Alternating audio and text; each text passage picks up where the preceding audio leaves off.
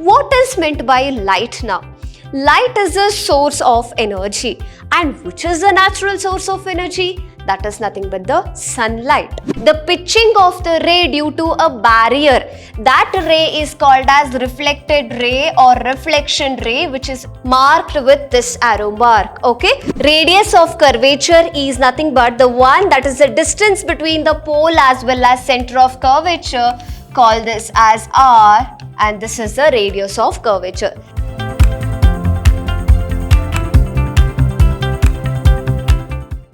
Hello everyone, I am Vrinda, Faculty of Physics from Vidhyaashram Pre-University College, Mysuru, welcoming you all to session 1 of chapter 9, beautiful chapter, that is ray optics and optical instruments. So in this today's chapter, let us just see the introductory part because this is the first session of ours in chapter 9.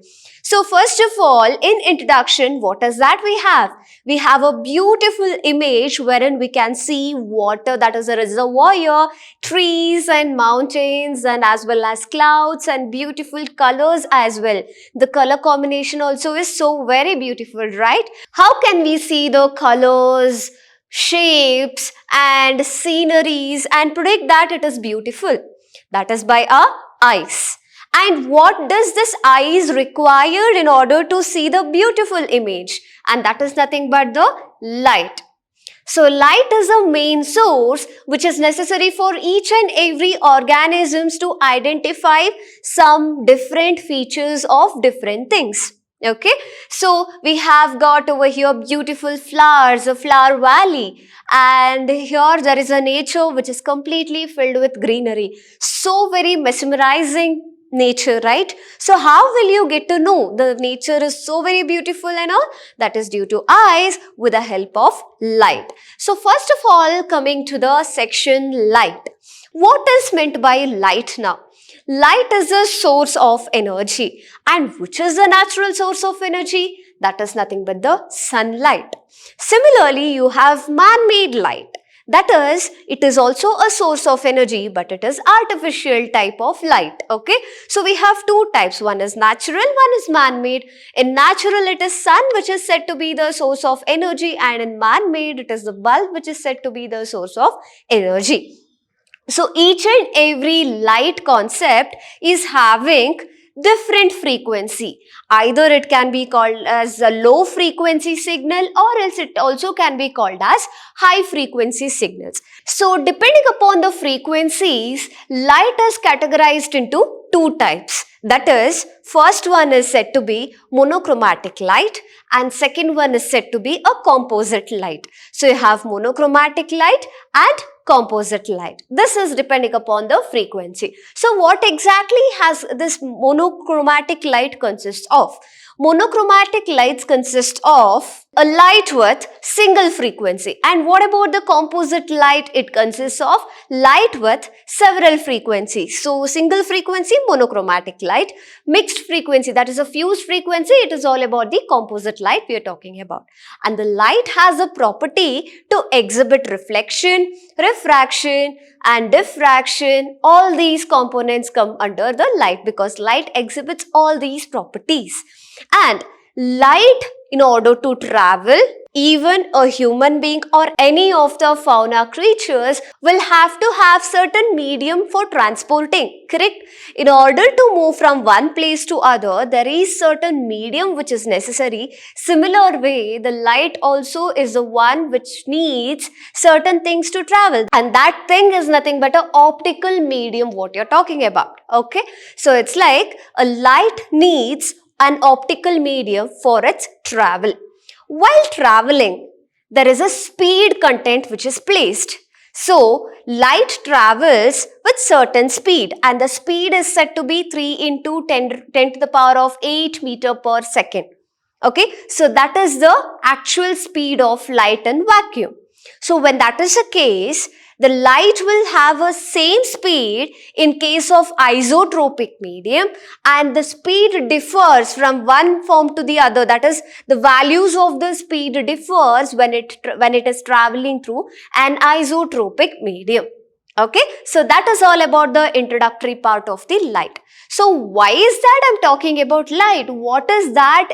The property what we have to talk about here, that is reflection and refractions concept come under this chapter, same as that of your 10th standards science, that is physics chapter. Whatever you have studied there, something which is a bit enhanced over here, you will be studying it here. Okay, so I hope all of you know the reflection. So you have seen the reflection in mirrors. You use your face mirrors, correct? So in those mirrors or vehicle mirror, what do you see exactly? Is it that it is a transparent medium so that when you see, you can see the behind scenes? No, it is only the reflection, the mirror image of yourself. You go and stand right in front of a clean and clear pond. What can you see there? You can see your image falling on the water, correct? So that is just the reflection of yours, correct? So when that is the case, here you can see these pictures, the plants which is present over here, that is the trees are getting reflected on the surface of the water, as well as we have a mountain over here which is getting reflected over here at the bottom. So this is nothing but the reflection what you actually see. So this is the reflection of the actual image. Similarly, in case of the mirrors also, you just go comb your hair, brush your teeth, all sort of works you do standing right in front of the mirror. Why is that? In order to know how you look. Correct? And if you look beautifully, you will be happy. If you're having any problems, you'll just correct it. That is by looking at the mirror, correct? It is just reflecting yourself. So that is used for reflection. So here we are checking the concept for reflection of light. So we have got certain laws to it, okay? And every time we have to move by carrying these laws along with us whenever there is reflection. Okay, so this law is very much important to you, and reflection of light. The law of reflection can be called as, you have got an image. If suppose this is a surface area where exactly the reflection is taking place, and this green color surface is the polished one. When can you say there is a reflection in a glass, whatever is given to you? When the glass one side is silverized or else it is polished. If one side it is polished, you will get the reflection towards the other side. Similarly, if there is no polishing or silvering at one of the side of the glass, then there will not be any reflections in it. Okay. So coming to this concept, that is law of reflection, you know, arrow mark which is represented in green color is very much important for us to understand how is the light coming and falling on the surface area and how is the light which is moving away from the surface area. So an incident ray is incident on the surface. Incident ray is incident which is given by this arrow mark which is present over here. So it is incident ray. It is called as incident ray. From the source, it is directly coming and hitting the surface, and that ray is nothing but incident ray. After the touch to the surface, it pitches back. The pitching of the ray due to a barrier, that ray is called as reflected ray or reflection ray, which is marked with this arrow mark. Okay, so now we have incident ray and reflected ray, or else it is also called as reflection ray, and to both of these there is a normal which is drawn correct to the center of the surface. Wherever the point meets, to that point towards up, we draw one single line that is considered to be a normal point, normal line. Normal means it is a perpendicular line which is drawn to the surface from the point of incidence or point of reflection. Okay, so when you just draw this normal, there are two angles what is made. If this is a normal, there is a two angle, this angle as well as this angle which is given over here. So call it as angle theta and angle theta. So both of these are equal. Theta 1 is equal to theta 2. Okay, having this diagram, we have to identify two laws. Okay, which is important and very easy. Okay, just listen. By looking at the diagram, the incident ray, the reflected ray and the normal drawn to the surface at a point of incidence lie on the same plane. Okay, it is like the incident ray, the reflected ray and the normal which is drawn to the surface at a point of incidence. All three lines lie on the same plane. That plane is nothing but the surface area. This black color line is the same plane for all three rays. Incident ray, reflected ray, normal at the point of incidence. Okay, so all three rays are meeting at a point of incidence. That is, this is called as a point of incidence along the same plane. So this is your first law. Okay, coming to the second law. It is angle of incidence, this part, angle of incidence is equal to angle of reflection.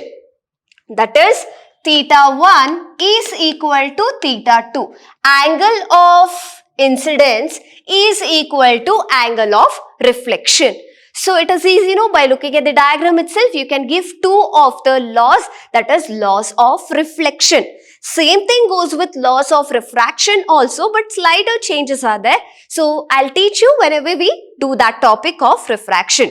Okay, so here ends our reflection of lights laws.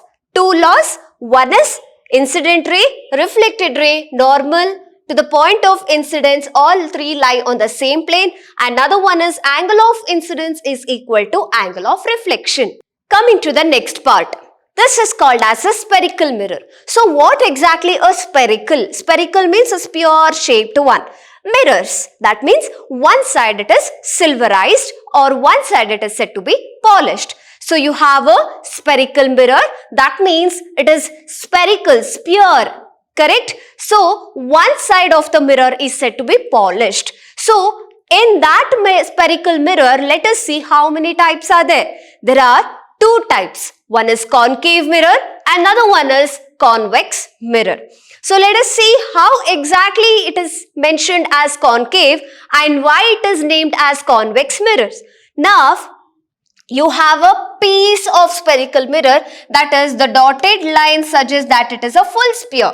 Okay, so half of it, just take a part of it and cut it off, you will get a spherical mirror in both the cases.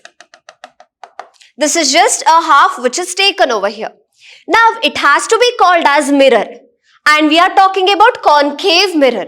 So, here the curved part is used for the reflection. That means here the reflection takes place. So, which side it has to be polished? If the reflection is from this side, the polishing has to be done on the exterior curve.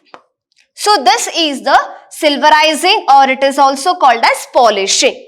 But what is actually necessary for us for the reflection? That is the inner part. This part is necessary for the reflection. So whatever rays come, it gets pitches back and it reflects. Okay.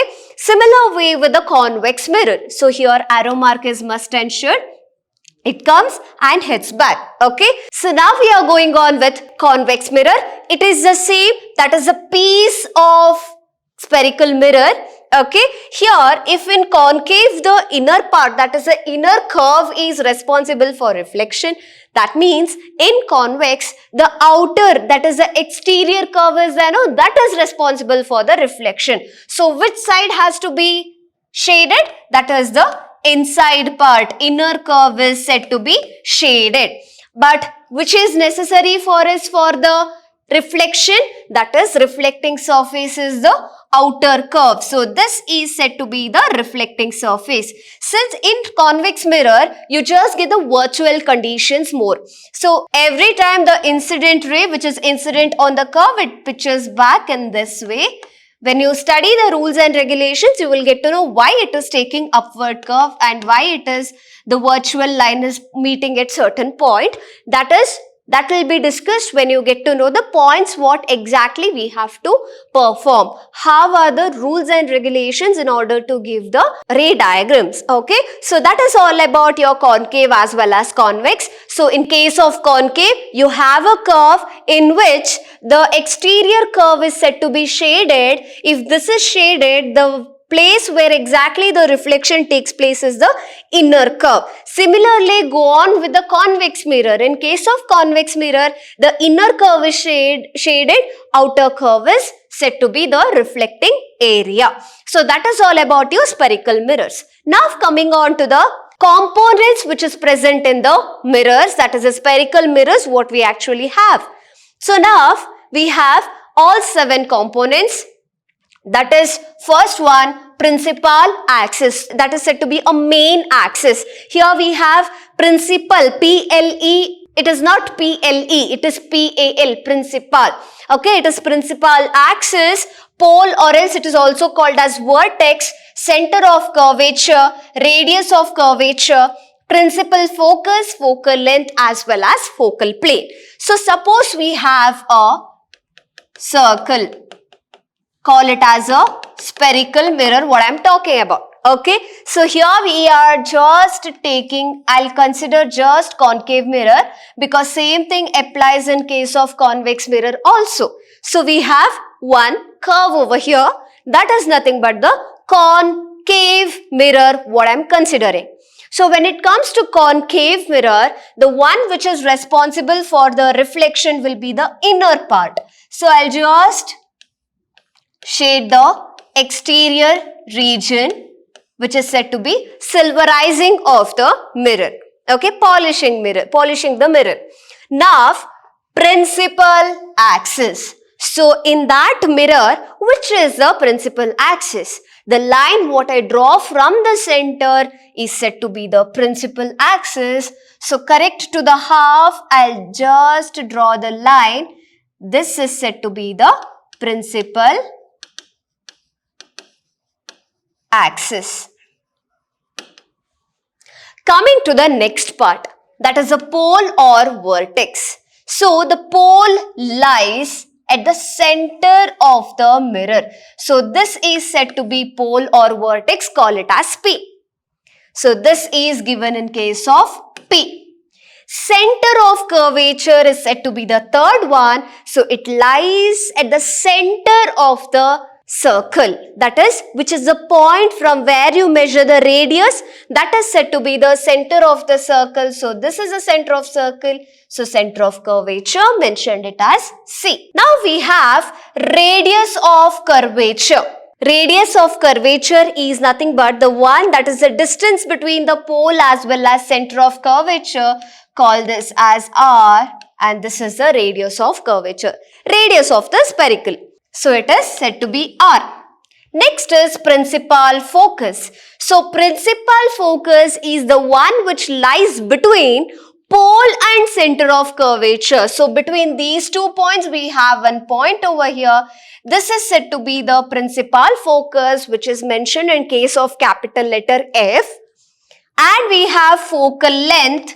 This is represented by small letter f. So don't get confused why this f as well as this f.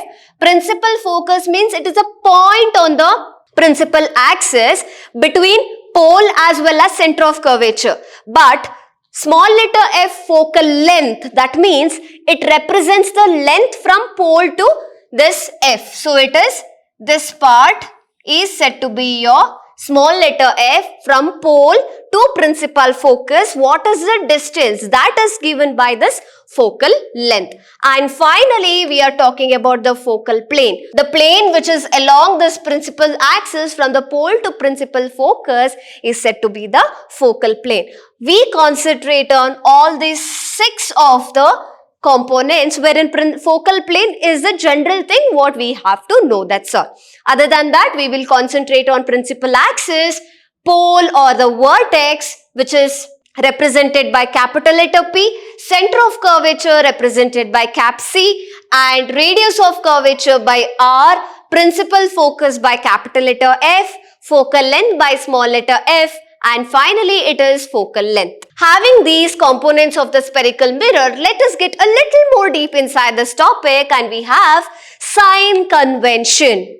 We actually need this because this is very important to us in the exam point of view, and this they won't ask it in a direct way, give the sign conventions of the mirror. No, this is not asked in that way, but they will ask in case of the numericals. If you're attempting for the numericals from this chapter, the sign convention is must and should for you to know where exactly is the object present in front of the mirror, whether it is upside down or it is upward. All these things can be identified with the help of this sign convention. So what exactly are the rules? Let us just check the rules now. Now, first one, the measurement. How do you measure it? How do you just know that from where exactly we have to measure?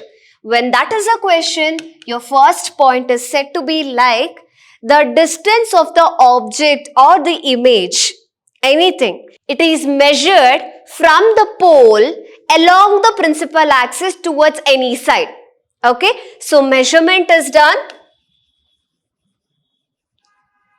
Measured from the pole. It is measured from the pole. Starting point is pole itself. That is, if suppose we have this as a pole, from here itself we measure either this word or this side. Okay, so measured from the pole along the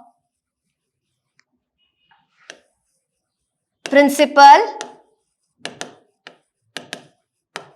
axis. The second part, it is considered as positive if measured along incident light, and you consider it as negative if measured opposite to incident light.